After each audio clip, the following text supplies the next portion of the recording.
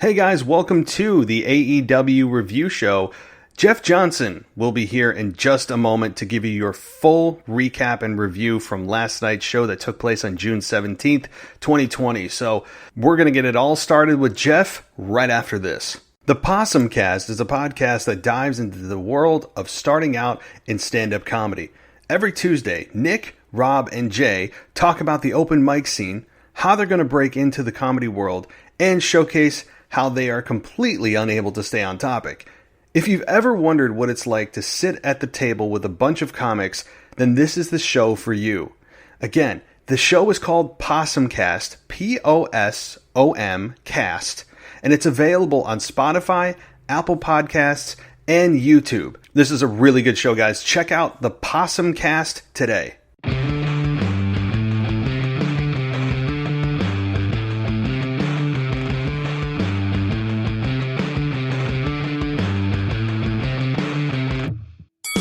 Welcome to the All Elite Podcast. All Elite Podcast. Covering all the latest news and results from the AEW. Wait a minute. Sean Spears?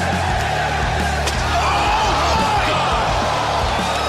Spears with a chair shot right to the side of the head of Cody. This is pro wrestling analysis as you've never heard before. Deathly Hallows! Might be it. 1, 2, 3, just save it! Coming to you every single week. So without any further delay, let's go all in and get the show started right now. What is up, guys? Welcome to this week's edition of the All Elite Podcast right here on the WWE Podcast. I am your host, Jeff Johnson. Guys, I am super excited for a great show tonight. AEW Dynamite is going to be completely stacked from top to bottom. We're heading into Fyter Fest here pretty soon, and feuds are going to be continued. We're going to see where a lot of different directions they're going to go heading into Fyter Fest. On the docket tonight, we have Sammy Guevara and Chris Jericho, the La Sex Gods, taking on the Best Friends, and the Best Friends are actually putting up their number one contendership in this match. We have MJF taking on Billy after an altercation they had in the crowd last week. We have the Young Bucks taking on the Super Bad Death Squad, which consists of Jimmy Havoc and Kip Sabian. We have the Dynamite return of Anna Jay in the women's division. We have Cody in an open challenge for the TNT Championship, which they have not announced who his opponent is going to be.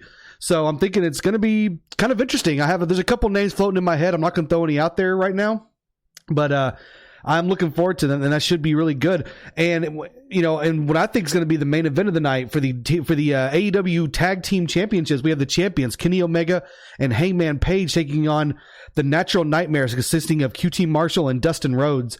And that's going to be a really good match. And Tony Khan put a tweet out before the show started talking about this is the first time that Dustin Rhodes and Kenny Omega have been against each other, and that's very, very interesting. And kind of a clash of generations here, and big names from different generations, and both guys are baby faces. Dustin is part of the Nightmare family. Kenny part of the Elite. Everybody kind of intertwined with each other a little bit, so it's going to be interesting seeing these guys on opposite sides. And I think it's going to be a great show tonight, guys. There's a lot on the line, and especially in the tag team division, because they also announced that the winners of both the tag team matches, which would be the tag team title match and the number one contender match, will main event one of the two nights of Fyter Fest for the AEW Tag Team Championship. So a lot to determine tonight on the tag team division going forward. Of course, FTR is sitting there in the wings. The Bucks are doing their thing. The tag team division. I'm sure before the night's over, we'll talk about the tag team division a lot, and you guys know how I feel about it if you guys listen to previous episodes. So, gonna be a great night tonight, guys. One thing I've kind of harped on with AEW is a lot of squash matches, but that doesn't seem like what we're getting tonight. I think we're going to be getting a lot of great in-ring action, maybe, a Brian Cage squash match or a Lance Archer squash match, in between some of the big matches. But tonight's going to be in-ring heavy when it comes to some great matchups. I think, in my opinion, this is going to be one of the better episodes of Dynamite. And, we're going to be getting ready for Fyter Fest here pretty soon. Fyter Fest is July 1st and July 8th. So we're only about 2 weeks away from the first night of Fyter Fest. So I'm really excited, guys. This is gonna be a great episode of Dynamite, and you guys make sure you stick around, and we're gonna break it down from start to end. Before we get started, guys, make sure you guys subscribe to the WWE Podcast on all your podcasting platforms, whether that be Stitcher, Spotify, Apple Podcasts, Google Podcasts, wherever you guys get your podcasts. Make sure you guys subscribe. For all of you on Apple Podcasts, make sure you leave a 5-star review and, type out a review for us. Let us know what you think about this show and all the other shows on the WWE Podcast. There's some great ones out there, and we love getting your guys' feedback. So make sure you guys give us a subscribe and let us know what you think. All right, guys, without further ado, let's get to this week's edition of AEW Dynamite. So AEW Dynamite starts off this week with what I thought was going to be the main event, but it's actually going to open the show. It is our AEW World Tag Team title match, pitting the champions Kenny Omega and Hangman Page taking on the Natural Nightmares, Dustin Rhodes and QT Marshall. I've been I wouldn't say I would be hard. I've been hard on the Natural Nightmares. I didn't really feel like that they were the number one contenders. I know they've been winning a lot on Dark, but we really haven't seen them win a whole lot on Dynamite. But they are going into this, I'm not mistaken, on a 4-match win streak. So I guess if you're going to, get a title shot, I guess winning 4 in a row is the way to get there. But, I really enjoyed this match a lot. It was very fast paced, and it started off with Dustin and Kenny, and which is the matchup I was really looking forward to in this. And both guys looked really good. There was a spot early on in the match where Kenny was in the corner and Dustin charged at him, and Kenny went to do his flip over the top of him. And when he did, he accidentally headbutted Dustin and caught him with his knees. And you could tell it kind of affected Dustin quite a bit, that Dustin was a little inebriated, didn't quite know where he was. I hope he didn't suffer a concussion or anything. But they stopped the match for a few seconds for Dustin to kind of get his wits about him. He and Kenny kind of, shook hands, good sportsmanship. And Kenny tagged out to Hangman and Dustin tagged out to QT Marshall. It was, it was weird. You could tell that it was real, that something kind of happened there. But as the match went on, Dustin kind of got his wits back and ended up having a really good showing in this match. One thing that was kind of funny in the middle of the match is they were talking about Britt Baker. Britt was actually sitting kind of below where the announce table is, and she had a pulley system from her chair to where Tony Schiavone is, and she was sending notes back and forth to him. It was actually kind of funny. It was a funny little spot in the middle of the match, and Britt was just kind of hounding Tony, telling him that his shirt looks bad and stuff like that. It was funny. It was a funny little touch to sidebar to this match. But one thing I was really impressed with in this match was QT Marshall. I thought by far this was the best showing that QT Marshall has had. He looked incredible. His moves looked great, which I know he's a coach. He's been, wrestling for a long time. But this is the first time that I really saw him in there with some, with talent like a Kenny Omega and a Hangman Page, and he really held his own. I was super, super impressed with him. And, he can fly pretty well for, kind of being a bigger guy a little bit. And he's very smooth. So I like this. This was a very, very good showing for him, and maybe even a coming out party for QT Marshall.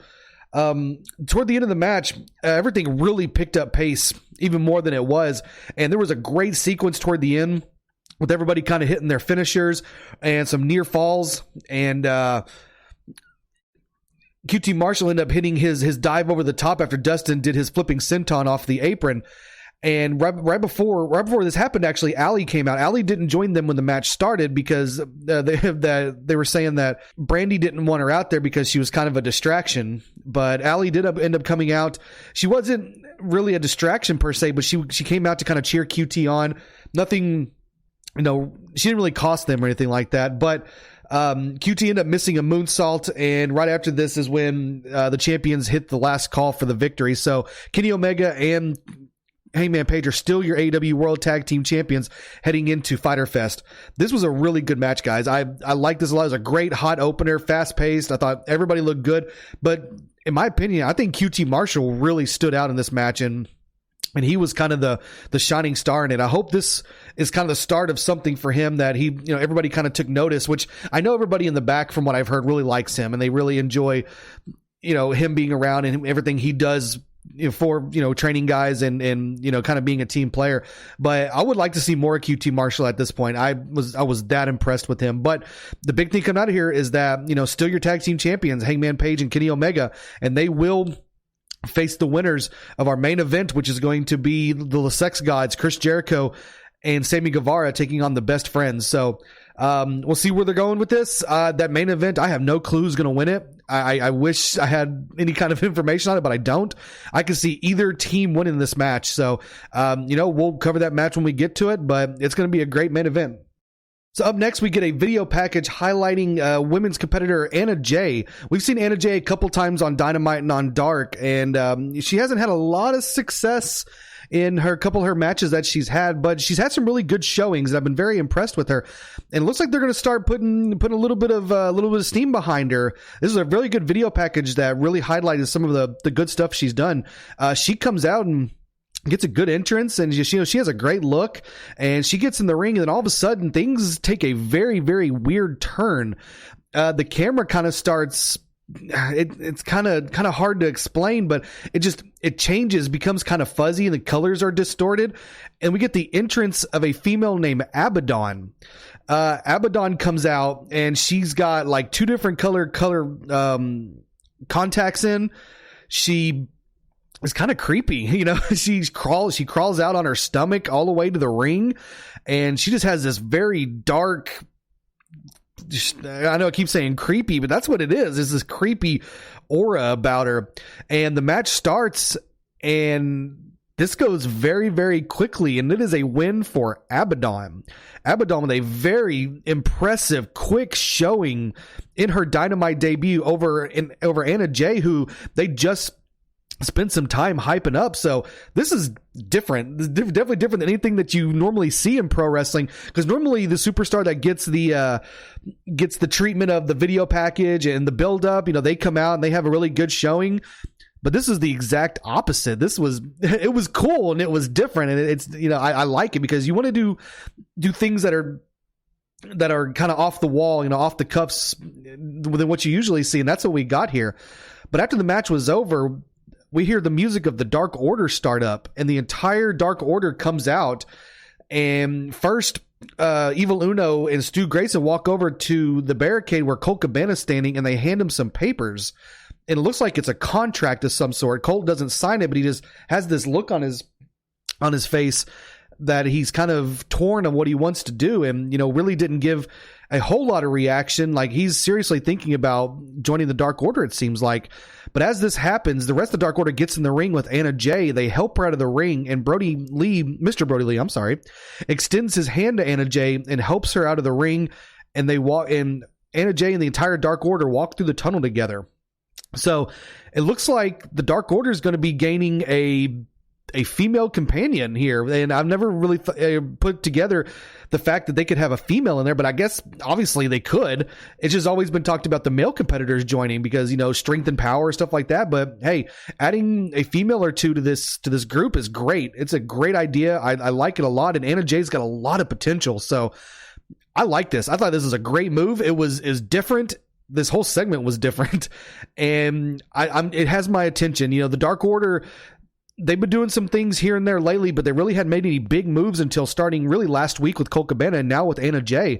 The numbers are starting to grow, and the Dark Order is going to become a formidable force, I have a feeling, especially with Uno and Grayson back and with them being at full force. So this is a good segment. I like this a lot, and I'm really intrigued. It really has my attention, and the Dark Order are making some big moves. So let's keep watching. Let's see what they're going to do. And I have a feeling sooner than later, the Dark Order is going to be running roughshod over AEW. So up next, we get MJF taking on Billy Gunn. This match stems from these two getting in a little bit of war of words last week, which, is nothing new for MJF. Always getting in the war of words with people. And, this was a fun match. It was good to see Billy Gunn in the ring again. He doesn't do it very often anymore, but I thought he looked good in this match. He moved around well. He's getting up there in age. He's been doing this for a really long time. He's still in phenomenal shape. I mean, he's shredded to the core. And the start of this match was pretty much Billy just kind of making fun of MJF. MJF would try stuff and Billy would just outpower him, and MJF played it off perfectly. Great facial expressions, great reactions, stuff like that. But MJF ended up hitting 2 chop blocks on Billy to kind of turn this match around, and got a long commercial break in the middle of this, but it was okay. We had the split screen, and the entire commercial break was pretty much MJF in control. Wardlow got involved at one time, throwing Billy's legs into the ring post. And, the first half of this match or show was MJF really working on Billy's leg. And I really enjoyed Billy selling too. Billy's still one of the best sellers that's around. He's always been very, very good at that. Even for being, kind of known as a bigger guy, his selling's always been on point. There was that one time that MJF put a kind of like a reverse figure 4 calf crusher type of move on Billy, and he grabbed the top ropes for leverage, and Aubrey Edwards actually caught him. MJF didn't let go, so Aubrey kicked the top rope and made MJF fall and let go of the hold. Very Earl Hebner-ish. We used to see him do that back in the day when he was repping full time. So I know Aubrey's becoming a star, and I'm becoming a big fan of hers too. Stay right there. The WWE podcast will return after this quick break. The Possum Cast is a podcast that dives into the world of starting out in stand-up comedy. Every Tuesday, Nick, Rob, and Jay talk about the open mic scene, how they're going to break into the comedy world, and showcase how they are completely unable to stay on topic. If you've ever wondered what it's like to sit at the table with a bunch of comics, then this is the show for you. Again, the show is called Possum Cast, P-O-S-O-M Cast, and it's available on Spotify, Apple Podcasts, and YouTube. This is a really good show, guys. Check out the Possum Cast today. Welcome back to the WWE podcast. Let's get back to more great wrestling audio.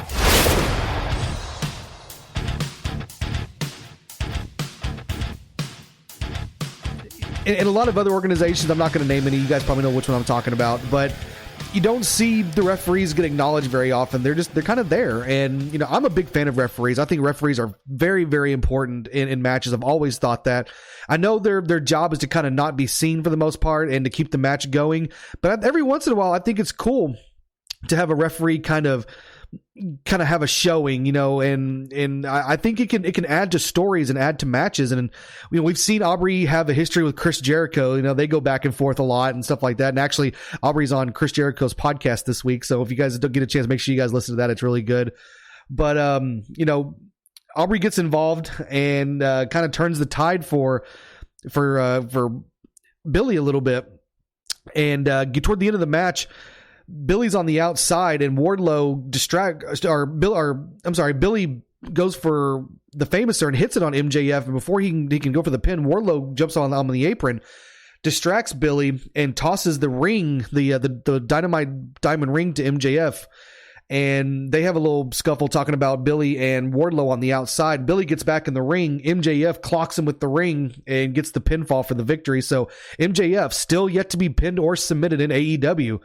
This was a fun match though, and this is a good match for MJF because he's going against a veteran, a guy that's been around for a long time, a big name, and a guy physically bigger than him. So it shows that MJF can go against somebody like a Jungle Boy size, and even go against somebody bigger too. He's very, very well diverse when it comes to that type of stuff. So good showing by both guys here. Good showing by MJF. I know I didn't talk about him a whole lot, but his in-ring stuff is great. Everybody talks about MJF's talking ability, but he can really go in the ring. And this was no exception. Another great match by both these guys. After the match, MJF starting to walk away when he walks by Jungle Boy, and Jungle Boy kind of spins him around and gets in his face because Jurassic Express is on the outside of the barricade as fans, and Jungle Boy starts asking MJF about using the ring. MJF kind of laughs at him, and then they get into a brawl, and Wardlow gets involved. The rest of Jurassic Express gets involved. We get this big pull apart where the people in the crowd are getting involved, and people in the back are coming out getting involved, trying to separate these guys. And you could tell there's still a lot of bad blood there between MJF and Jungle Boy. And Jim Ross even said on commentary, "I like this feud," and I agree with them because these guys are both so young. And we talked about this whenever they had their match at Double or Nothing, that this is a feud that I think could go on for a very, very long time. Both these guys have great chemistry in the ring together. Jungle Boy doesn't talk a lot, but he's going to get to where he's a good talker. I mean, his dad's was an actor. His dad was a great talker. And, we've heard Jungle Boy talk before, and he does have some chops. He just doesn't get to show it a whole lot. But the longer he's in this company and the more comfortable he gets on the mic, Jungle Boy's going to be a great talker as well. And he's just a natural babyface. He oozes babyface charisma. So I really like MJF and Jungle Boy as a long-term feud for many, many years to come. And even if it's something they just kind of do like this as a one-off every once in a while, and then 6 months down the line, they get into it again and just kind of keep that going. I mean, this could be a feud we see for many, many years to come. And I hope so, because both these guys kind of bring out the best in each other. Everybody kind of has that one person that they are, attached to the hip with. And I think MJF and Jungle Boy, as weird of a combination as that sounds, I think they might be it. There's something special about these two guys together. So was this a one-off kind of thing? I don't know. I doubt it. I think they're going to be heading somewhere with this. And I think we're going to get some kind of big MJF Jungle Boy match eventually, whether it be at Fyter Fest or All Out when it happens. But this is a feud, in my opinion, that's going to be going on for a long time, and I love it because both these guys are young, they're hungry, they both want to make names for themselves, and like I said, they bring out the best in each other. So this was a very, very good segment. I liked it a lot. We get a quick interview with Tony Schiavone interviewing Britt Baker.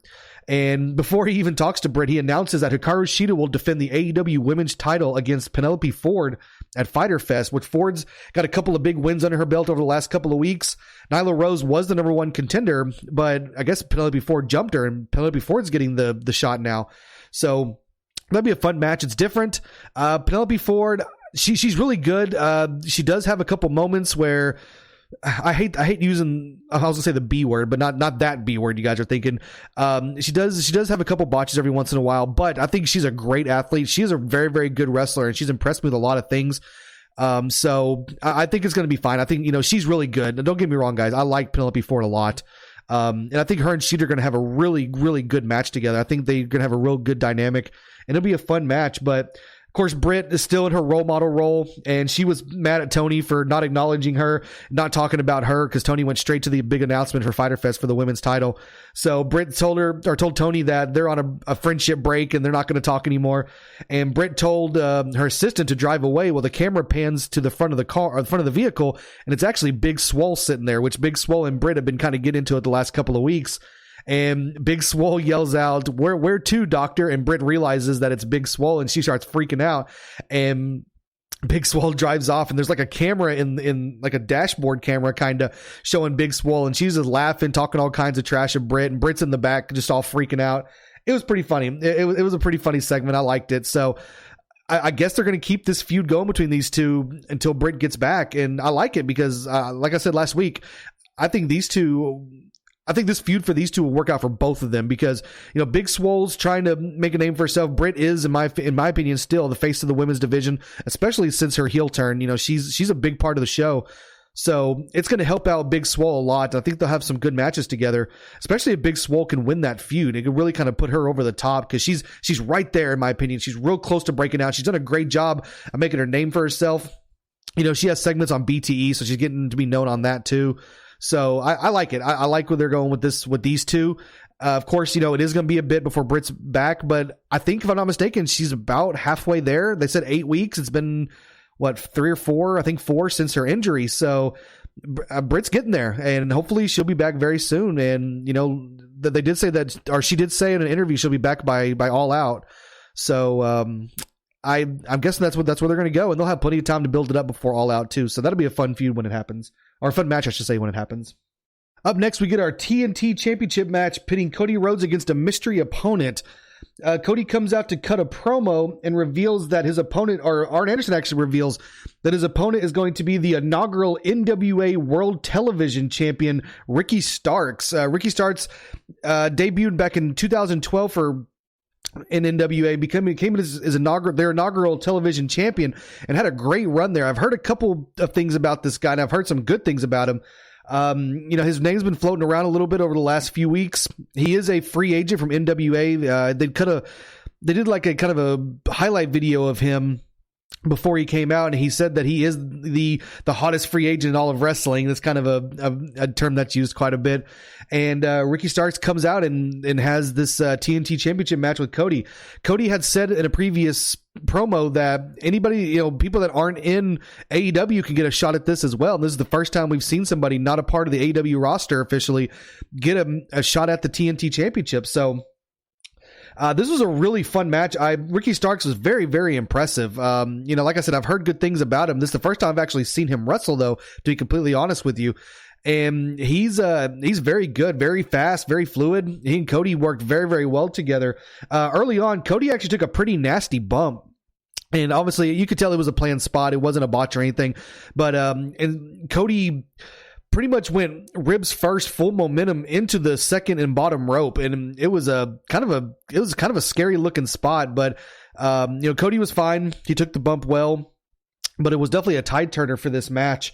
Not a lot to, there wasn't really a whole lot of big spots or anything that really stood out. Just a lot of good back and forth wrestling. There was one point when Ricky Starks hit a beautiful superplex on Cody, and Arn Anderson got involved at one time to keep Cody from getting leg dropped on the middle rope. But besides that, it was just a good back and forth match. They showed Jake Hager a couple times in the back.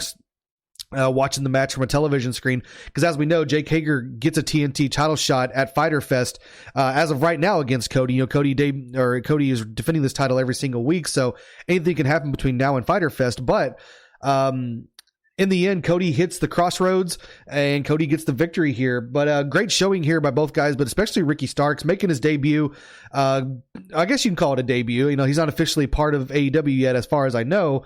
But he had a really good showing here, and I think there's going to be a spot for him on the AEW roster, especially if he's a free agent for real. He's going to fit in well. That's all I'm going to say with AEW. His style fits a lot of the guys here. He's very fast paced, very, very fluid with his moves. So I was really impressed. I was really impressed with Ricky Starks.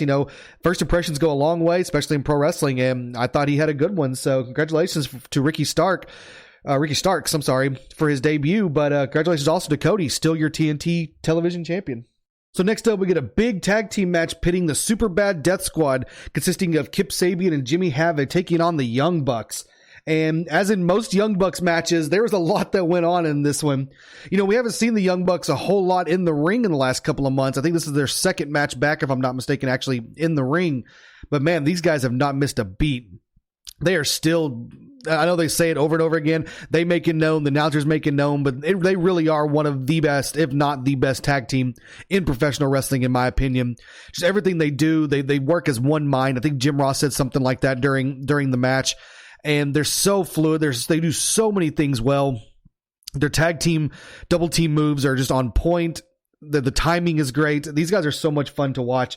Before the match got started, though, referee Rick Knox, was doing the pat down on both guys, or all four guys, to check and see if they had anything on them. And Jimmy Havoc actually had a pair of pliers on him.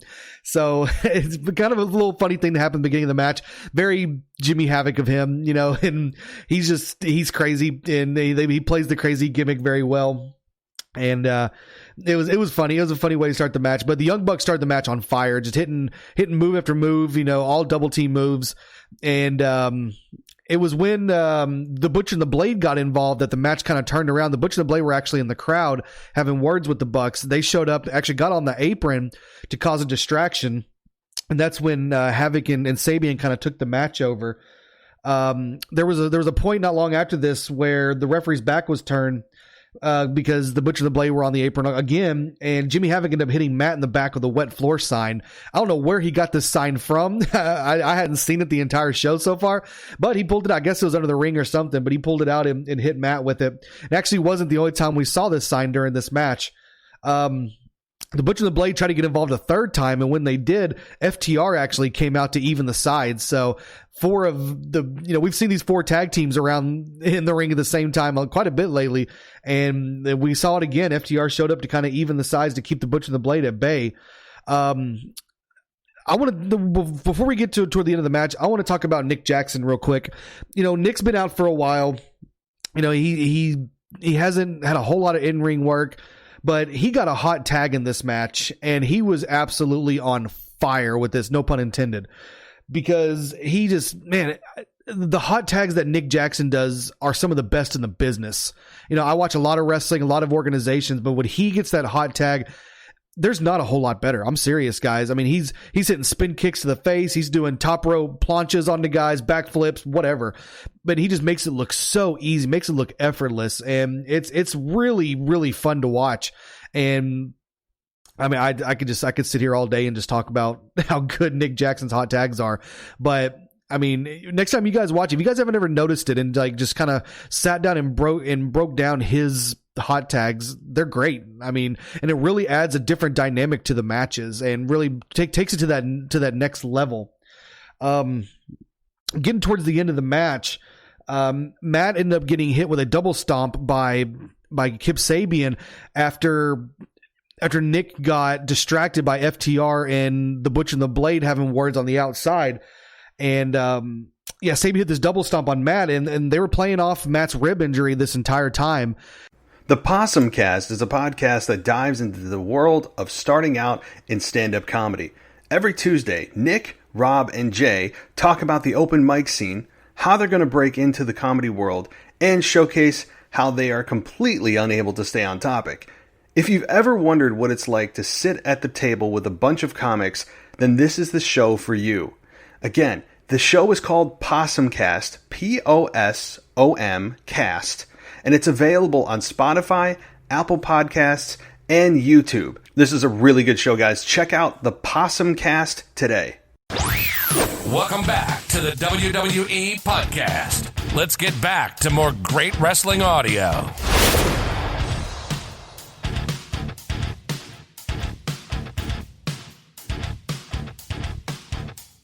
And right before the 3 count happened, Nick comes flying in with a save, and it was one of the better pin saves I've seen, because the camera was kind of matte level, showing the pinfall, and Nick just came out of nowhere with this save. I thought Nick was still on the outside, and really I thought this was it. This was going to be the end of the match. Big upset, but Nick made the big save. And the Bucks kind of took over from here, and one of the craziest spots I've ever seen. I've never seen something like this before. But Matt and Nick Jackson pick up Jimmy Havoc upside down and pretty much put his legs on top of Kip Sabian, as Sabian standing up dazed, and they let go of Havoc where Sabian's holding Havoc in like a tombstone piledriver position. Well, the Young Bucks both super kick each leg of Sabian. Sabian drops down to his knees, pretty much causing a tombstone piledriver to Havoc. And then the Young Bucks both grab the arms of Sabian, hit the double knees to the face, and that's enough for the Young Bucks to get the victory. It was nuts. Guys, it was absolutely insane, this spot. I've never seen something like this before. I know you kind of got to blur the lines of reality a little bit. It is kind of a crazy spot, but it was fun. It was really cool, very innovative, and the announcers were putting it over as something they'd never seen before, and it's something I'd never seen before. But hey, that's the Young Bucks. That's what they do. As soon as the match was over, the Butcher and the Blade come in and start attacking the Bucks. FTR gets involved, and you start seeing a little bit of one-upsmanship between FTR and the Young Bucks. The FTR is going for their Good Night Express, which was formerly the Shatter Machine in WWE. And as they go for it, the Bucks cut them off and end up hitting super kicks on the Butcher and the Blade. And then the Young Bucks grab Butcher. I think they grab Butcher, and the FTR grabs the Blade, and they both set up for their corner pile drivers. And at the same time, the Young Bucks hit the Indie Taker as the FTR hits their mind breaker. I think it's called. It's a spike pile driver, but I think they call it the mind breaker. So kind of a one-upsmanship between both teams. And after it happened, they kind of stared each other down as the segment ended. But this was really fun, guys. The Young Bucks are so much fun to watch. I don't take anything away from Jimmy Havoc and Kip Sabian. They were very good too. They did their parts. I know I really didn't talk about them a whole lot. They had really good showings in this as well. But the Young Bucks they're so exciting. They're so much fun to watch. Yes, they're different. I know people are very opinionated on the Young Bucks and how their matches are, how they're set up. But you guys can't deny that they're exciting. And every time they're in the ring, it captivates you. It catches your attention. And this match is no different. Man, when that Young Bucks versus FTR match finally happens, it's going to be something special. We've seen an amazing tag team match once this year already between the Young Bucks and Omega and Page, which, they're putting over as the greatest tag team match of all time. That's a bold statement. There's been some great tag team matches in the history of pro wrestling. There's been enough, greatest wrestling matches of all time taglines going around lately, but it was an amazing match. But I think FTR and the Young Bucks can top it or at least match it. Both these teams are incredible. I hope they kind of push this a little bit and they don't give it to us. I don't want to say don't give it to us on free TV, but I do feel like this is a match many, many years in the making. The build needs to be slow. It needs to be methodical. I would like to see one of the teams kind of start being a little more heelish toward the other one, which if I had to guess, it would be FTR turning heel on the Bucks. And when that happens and they officially start this feud, it's going to be big. It's going to be one of the bigger storylines in all of AEW. So, but I like what they're doing, and they're getting the fans behind FTR, and it's a good idea because when they do turn, it's going to be a bigger deal, especially if there are fans in the crowd eventually when it does happen. So I like this. I like the booking decision. I like how they're keeping FTR as faces for now. The Young Bucks are obviously faces. But like I said, when that switch happens, we've seen the FTR be heels before, and they can be great heels. And now they kind of have more of an open canvas, an open platform to really be dastardly heels. And I know they can pull it off. I mean, we've seen Arn and Tully back in the day be dastardly heels, and they were great at it. The comparisons between them and FTR happen every single time we see them. And I feel like it's still going to be like that too, even more so with FTR. So I'm excited. I'm so excited. We talk about the tag team division. Tag team wrestling is not even over for the night yet. We still have our big main event for the number one contendership between the LaSex Gods and the Best Friends. So still more tag team wrestling to be talked about once we get to it. Before we get to our main event, we get an update on the situation that transpired earlier between Britt Baker and Big Swole. Reba, which is Britt Baker's assistant, is running to the outside of the arena looking for her and actually finds Britt inside of a dumpster outside of it. Britt is furious about this, of course, and blames Reba for it, asking Reba where she's at, and Reba says she was in the restroom when all this transpired. Britt actually ends up firing Reba, but this actually excites Reba, and Reba asks her, am I free? Well, this kind of strikes a nerve with Britt, and Britt says, no, you're not fired. You're still my assistant. And then Britt starts asking where Tony Schiavone is and starts blaming him for it. And then Britt gets kind of more of a serious look and looks in the camera and tells Big Swole that she's going to sue her for this, and that she will regret the day that she messes with her. So this is good for Britt, and it shows Britt that she's got this other side of her, and that she's not afraid to be made look like a fool. And most great heels aren't afraid to do that. They'll put themselves out there. I always go back to Vince McMahon back when he was the best heel in the world, and he would always let Stone Cold get the best of him, The Rock, Triple H, whatever. He wasn't afraid to make a fool out of himself to make the babyfaces look better. And Britt did this here, and this is going to help Big Swole, and it's also going to help Britt too. And when Britt ends up getting her revenge, it's going to make it even better. So this was good, and I like that Britt is doing this, and she's not afraid to take that extra step. I mean, sitting in that dumpster could have been pleasant. So this was cool. I really did like this a lot. So it is main event time, guys, and we have our big tag team matchup pitting the LaSex Gods, Chris Jericho and Sammy Guevara, taking on the Best Friends, and the Best Friends have put up their number one contendership for this match. Matt Hardy ends up coming out on commentary for this match just to kind of, be an extra voice for it. I thought maybe he would get involved in this match, but he didn't. He stayed at the table the entire time, just did commentary. But this is a really fun back and forth match, and neither team really had an upper hand. It was 50-50 the entire time. Everybody kind of had good shining moments. Chris Jericho, but JR and Excalibur made a point that Chris Jericho and Sammy Guevara are the only team to have an unanswered win against Omega and Page. So that was kind of a good way to set the tone for this match, and it really made you think, okay, we could see Sammy and Chris win in this match, because that's something they could hype up going into the big title match at Fyter Fest, that Omega and Page have to face the team that they actually haven't beaten yet. But the match goes on, like I said, very back and forth. Two things I took from this match that I really enjoyed a lot was Trent's aggressiveness and Sammy Guevara's selling. Trent is very aggressive with his offense, not in a stiff, unprofessional kind of way, just the way he does his moves, his strikes, his chops, more than anything, are super, super strong. He hit Sammy with a chop about halfway through the match, and Sammy just dropped to his knees and sold it like he had been shot. It was incredible. Both guys, I thought, had a really good showing in this. Sammy Guevara, I could do an entire podcast on Sammy Guevara. He's becoming one of my favorites in the entire organization. He's so good. He's just only going to get better. He's another one of these young talents that I talk about each week that is growing more and more every week, learning from the veterans, and this is, Sammy is a great example of that. The Best Friends had control of the match for a little while, and Jericho ended up hitting Trent jabbed the bat, his baseball bat, in the ribs of Trent as Trent was coming over the top rope. They kind of put the match back in the favor of the LaSex gods. I mentioned Matt Hardy was on commentary for this match, and this kind of taking a step back here for a second. Matt Hardy was on commentary, and he was putting Sammy Guevara over this entire match. You can tell that Matt, I don't know if this was just a personal thing he wanted to do or this something the company wanted to do, but this entire match, he had so many good things to say about Sammy Guevara. So he was putting Sammy over big time this entire match, and that all that's going to do is just help Sammy out.